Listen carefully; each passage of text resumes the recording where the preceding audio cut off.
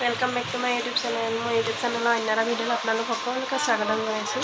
এইফালে আমি অলপ ওলাই আহিছোঁ এতিয়া সেয়া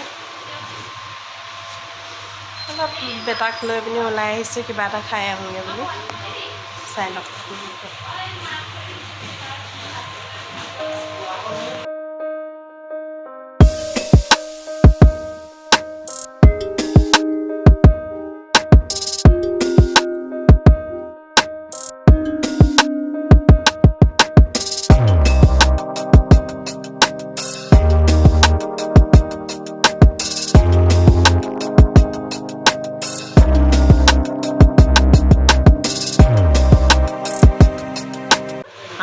हाय কৈ দিয়া হাই কৈ দিছো আমি মিমি খাব আহিলো কৈ দিয়া হাই আমি মিমি খাব আহিলো কৈ দিয়া আমি কুকু আহিলো দে ও ফেন লাগে বেটাক ফেন লাগে ফেনৰ লগত লাগি আছে ফেন ইমান ভাল পায় এসে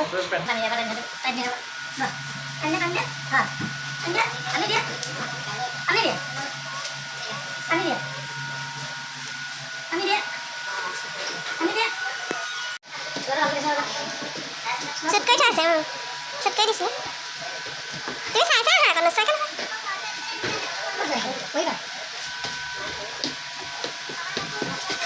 Belengga sih. Kon aja. Oh, kan biasa.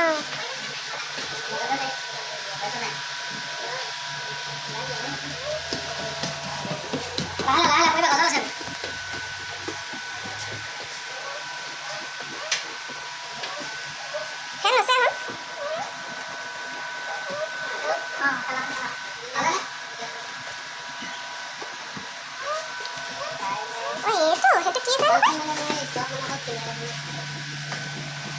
Agaknya saya sekarang.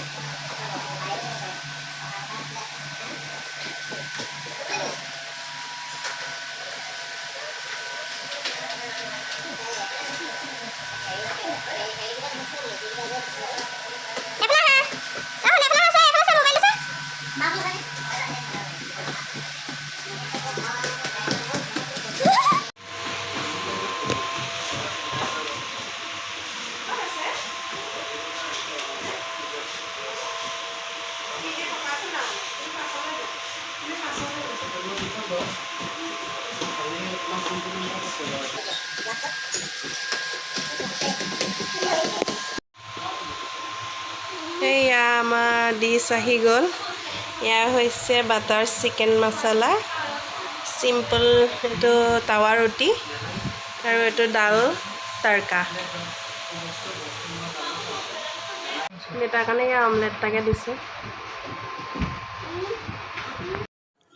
ছাগলী মাংস ৰেচিপি এটা মই বনাইছিলোঁ হেতুকে আপোনালোকৰ লগতো অলপ শেয়াৰ কৰিলোঁ কেনেকেনো মই ছাগলী মাংস বনাইছিলোঁ এতিয়া ইয়াতে আদা নহৰু পেষ্ট আৰু লগতে অলপ মছলা আছে ইলাচি লং দালচেনি তেনেকে এই পেষ্টটো ধুনীয়াকৈ দি পানি আৰু ইয়াত অলপ দৈ দিয়া আছে আৰু ৰেড চিলি দিয়া আছে এনেকৈ ধুনীয়াকৈ লৈ পানি ভালদৰে মেৰিনেট কৰি ল'ব লাগিব অলপ টাইমৰ কাৰণে ধুনীয়াকৈ এনেদৰে সানি ল'ব লাগিব সকলোবোৰ মছলা মাংসটো তেনেকৈ সুন্দৰভাৱে মিক্স হৈ যাব লাগিব তেতিয়াহে মাংসটো খাই বহুত টেষ্টি লাগে ছাগলী মাংসটো ইয়াত অলপ মছলা দি দিছোঁ গোটা মছলা ইলাচি পাঁচফোৰণ জিৰা তেনেকৈ দি দিছোঁ কুকাৰতে বনাই দিছোঁ আৰু কুকাৰটোত তেল অলপ দি গৰম হ'বলৈ দি বাকীখিনি দি দিছোঁ একেটাতে দি দিম ইয়াত অলপ হিং দিছোঁ হিং অলপ দি দিছোঁ তাৰপিছত পিঁয়াজ দিছোঁ পিঁয়াজখিনি অলপ টাইম গোল্ডেন ব্ৰাউন কালাৰ হোৱালৈকে ভাজিম তাৰপাছত মাংসখিনি দি দিম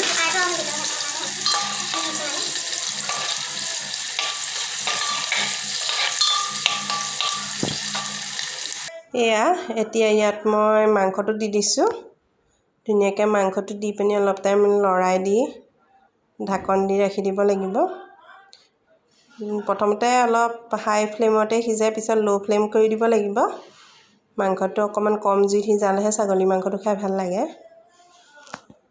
এনেদৰে ধুনীয়াকৈ মিক্স কৰি হেতাখনে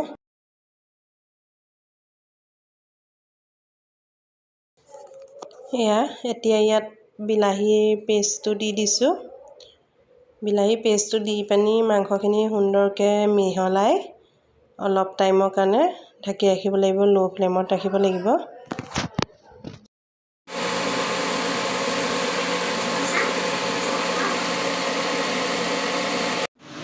এয়া এতিয়া ইয়াত মই কাটি ৰখা আলু দি দিম। আলুটো আপোনালোকে ফ্ৰাই কৰিও দিব পাৰে, মই সময় নহ'ল ফ্ৰাই কৰি দিবলৈ। এনেকৈ আপোনাৰ মই আলুটো ফ্ৰাই কৰি দিওঁ।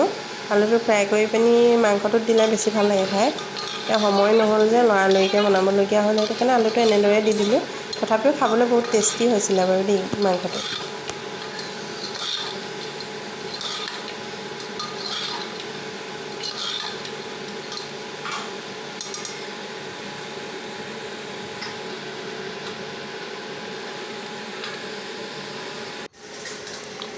ইয়াত এতিয়া মই উতলাই ৰখা গৰম পানী দি দিছোঁ। আপোনালোকৰ জোখ অনুযায়ী উতলা গৰম পানী দি দিব। কুকাৰত বনালে কি হয়, আপোনাৰ পানীটো বেছিকৈ দিলে শুকাই নাযায়, সেইকাৰণে অলপ চাই চিতি পানীটো দিব লাগে। আপোনালোকে কিমানটো পানী ৰাখিব বিচাৰিছে সিমানটো হিচাপত দিব লাগে। এতিয়া ধুনীয়াকৈ উতলি আছে পানীটো। মই এতিয়া ঢাকনটো লগাই পানি আপোনাৰ 5টামান চিটি আনিম। 5টামান চিটিত ৰাখি দিম মই, তেতিয়া ধুনীয়াকৈ সিজি যাব। অলপ সিজিলেহে ভাল লাগে, 5টামান চিটি দি দিম। সেইকাৰণে কুকাৰতে বনাইছিলোঁ। একেটা বাচনতে আপোনাৰ গোটেইখিনি বনাই হৈ যায়। আমাৰ ফাইনেলি ৰেডি হৈ গ'ল।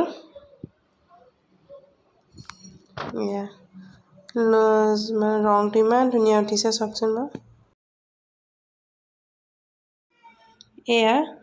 খাবলৈ যোৱা ফটো কেইকপিমান দি দিছোঁ।